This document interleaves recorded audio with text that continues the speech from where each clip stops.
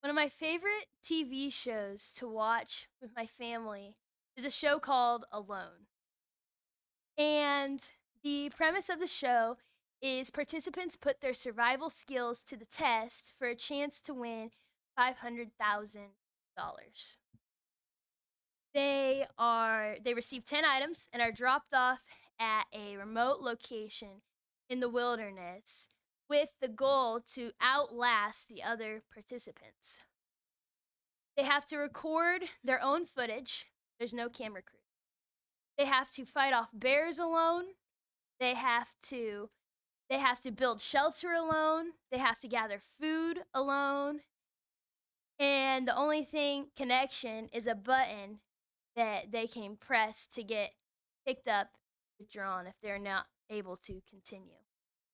They have to pray that they will get enough meat to make it through the day alone. They may make it 10, 20, 30, 40 more days, but every day is a challenge where they have to test their strength and their willpower.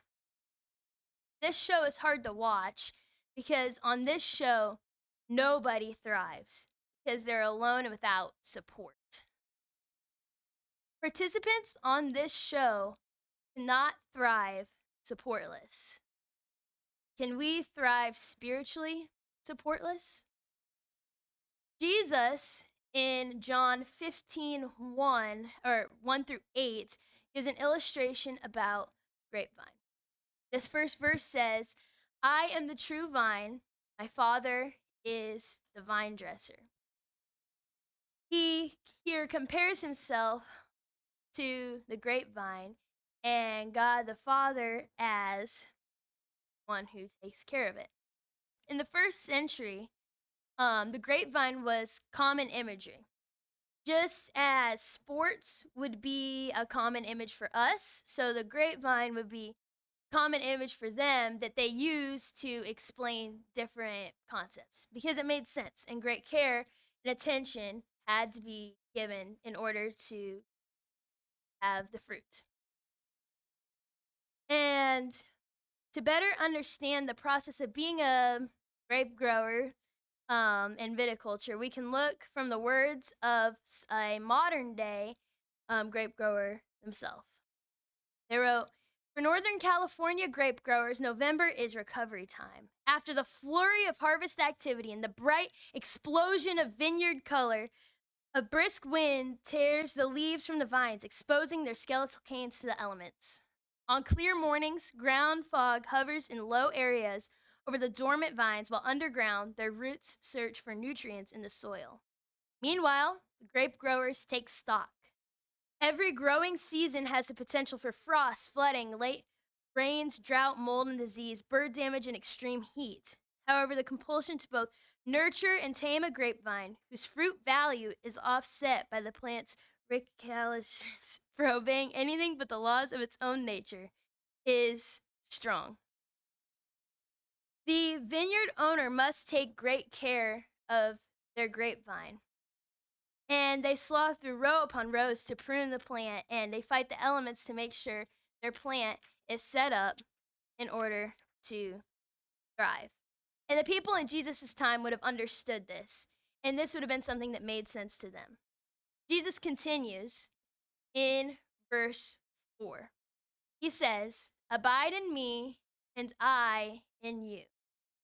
As the branch cannot bear fruit of itself unless it abides in the vine, so neither can you unless you abide in me.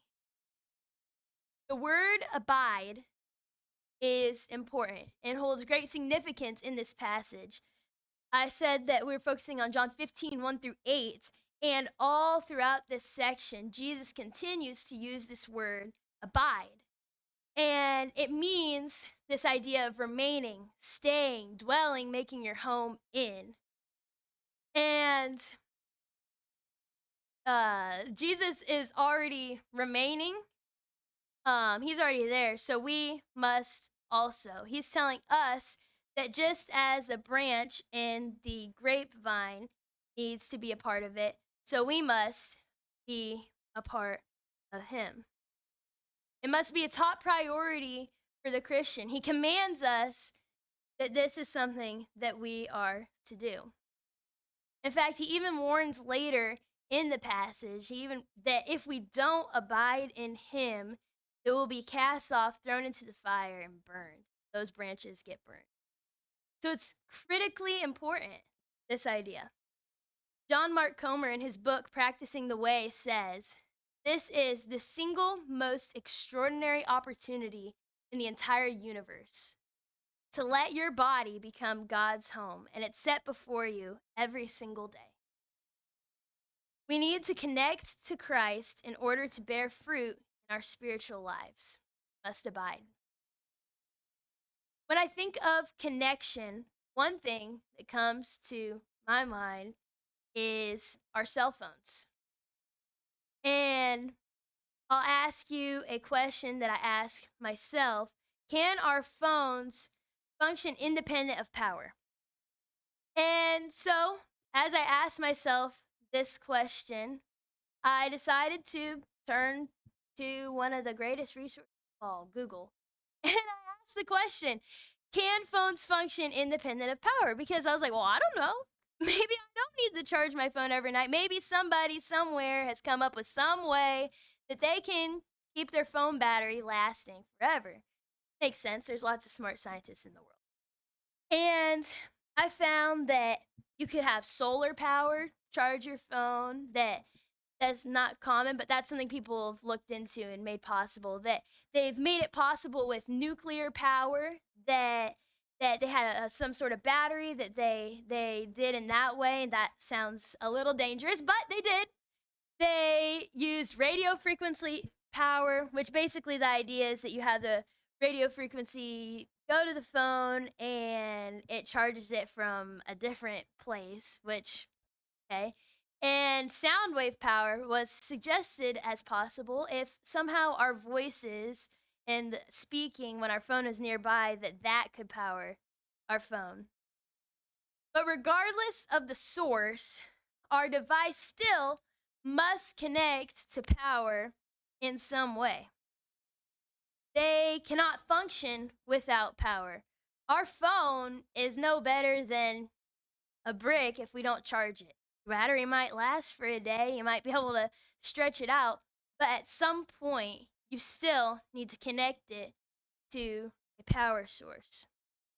Now let's ask a similar question in the context of our passage.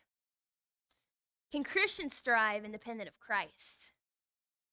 Just as our phone must connect to power, just as the branch must be connected to the vine, as Jesus talks about, so the Christian must connect to Christ. And when we realize that our phone is on 1%, we rush to go charge it. We might run across the room, find their charger, search frantically, yell to our siblings, our parents, anyone that's around, do you have a charger? Because we want it to not have to wait 5 minutes for it to start up again. We want to be able to use our phone. And we treat the connection as urgent. And as urgent as we treat that connection to get our phone charged and to have that work, so we must treat our connection to Christ. So we must treat abiding in Christ. What happens if we do not connect to Christ? As I said earlier, Jesus talks about this also in the passage. He writes in verse 6, "If anyone does not abide in me, he is thrown away as a branch and dries up, and they gather them and cast them into the fire. They are burned."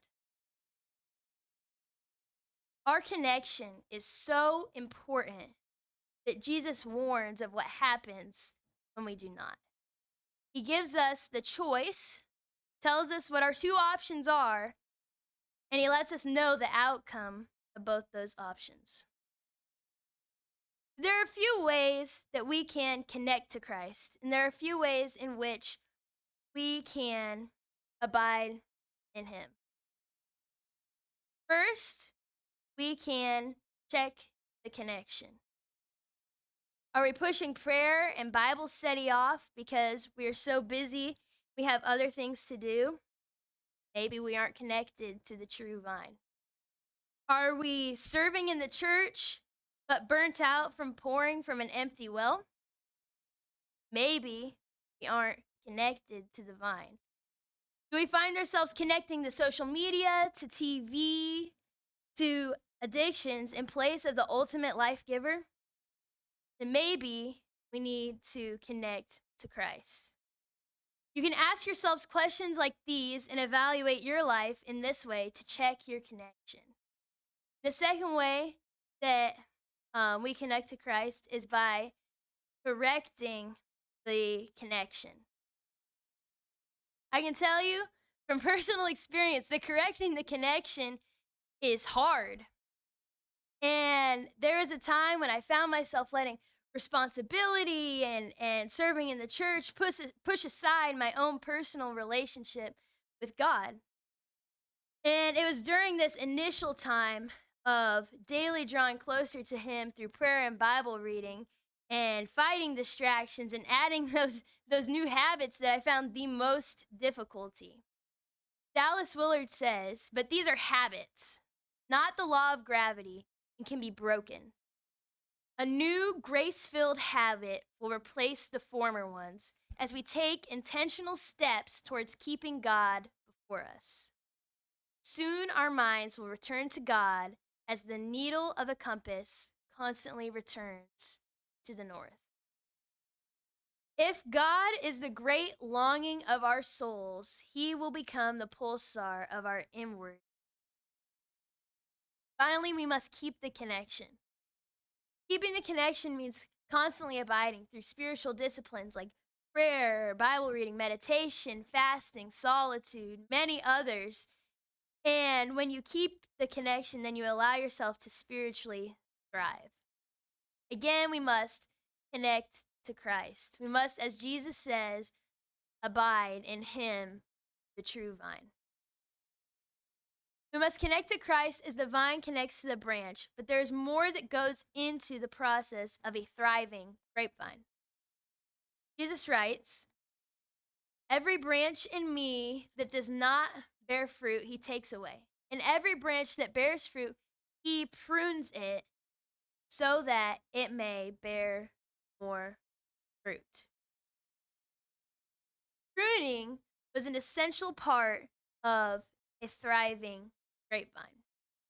Pruning means cutting off some of the fruitful and unfruitful branches.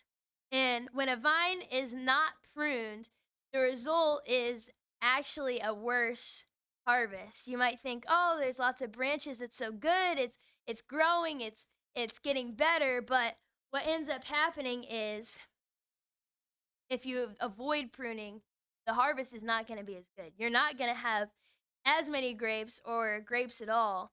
And so the vine dressers, they know the importance of pruning the plant.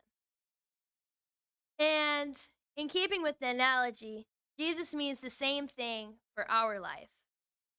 Jesus is the vine, God is the gardener, and part of His job is pruning spiritually. He'll cut off certain negative influences, distractions, or even things that seem good but really are not, in order to help us thrive spiritually. Just as a gardener cuts off branches on the vine to help it thrive and bear more fruit. When we connect to Christ, we will be pruned. After connecting to Christ, we must prepare for pruning. An example I think of when it comes to cutting off the things that keep us from thriving is the multi-sport athlete. And this is the athlete that is involved in, plays multiple sports. You might have someone plays volleyball and basketball and another sport or various things. And a lot of kids might play multiple sports growing up over the span of 10 years when you're young, and you might have played 5. Sometimes people even have tried out at one point or another 6 different sports. However, there are some challenges that the multi-sport athlete could find difficult. There are time constraints because there's simply some sports that their seasons are overlap and conflict in such a way that you can't go to all those practices or the games. There there is strain on your body. And anyone that plays a sport knows that there's a certain amount of wear and tear on your body that happens when you play that sport. And there's even greater strain when you're involved in multiple sport and potential of injuries if you don't train properly or watch out in those ways. There's that the idea of ability. Some people are built for one sport and not another. Someone might be really, really good at gymnastics and find that basketball is not something that they can excel in the same way in. And there's also a matter of passion. I had some friends in high school who were multi-sport athletes, and they would tell me, I'd ask him because I was curious. I was like, "Well, what sport do you like most? What are you most passionate about? What are you best at?" And some of their answers would be things like, "Well, I'm best at this sport, but I'm most passionate about this one. And that's why I choose this, or why I'm choosing not to play volleyball this year." Or their other answers would be things like, "I played soccer growing up, but once I got in middle school, I decided basketball was more my thing." Sometimes the serious athlete must eliminate competitive playing in one sport in order to pursue another. There comes a time when they might need to cut off professional playing of one sport to be their best that they can be in another sport. When something that may have been good for a time becomes detrimental to their athletic career. And when the athlete does so, they can succeed even more as they narrow their focus. This is a similar idea for a Christian. When we connect to Christ, there will come a time when the Father, the gardener, will cut off something or some things or people from our lives in order for us to spiritually thrive. It may be difficult, but we must prepare for pruning. Again, the connected Christian must prepare for pruning. How do we prepare for pruning, and what does that look like? Well, as I talked about earlier, we have to connect to Christ. And Jesus talks about that in this passage. He talks about abiding and in the vine, the branches being part of the vine, and then the result being pruning. The second way is releasing spiritual detriments.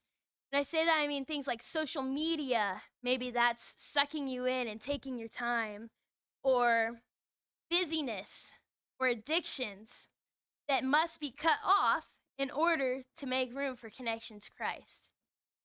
Pruning is difficult, but rewarding. The last way is trusting the pruner. It can feel wrong and unfair and unjust when you have something that is cut off from your life or taken away that you thought was good or that was good for a time. And it can be difficult and even seem to cause pain, but we know that trusting in God is important and that sometimes those things need cut off in order to focus on the most important person of all, just Him. Ultimately, we must produce fruit. We cannot bear fruit without connection to Christ. We cannot be as fruitful without God's pruning. Just as the grapevine requires the branches being connected and pruning in order to have a bountiful harvest, so in our lives, we must produce fruit and do so in these two ways. Jesus finishes this section with these words: "My Father is glorified by this, that you bear much fruit, and so prove to be my disciples." The fruit of our life is an outpouring of our connection to the vine and a result of that. I encourage you to live life on the vine and go produce fruit.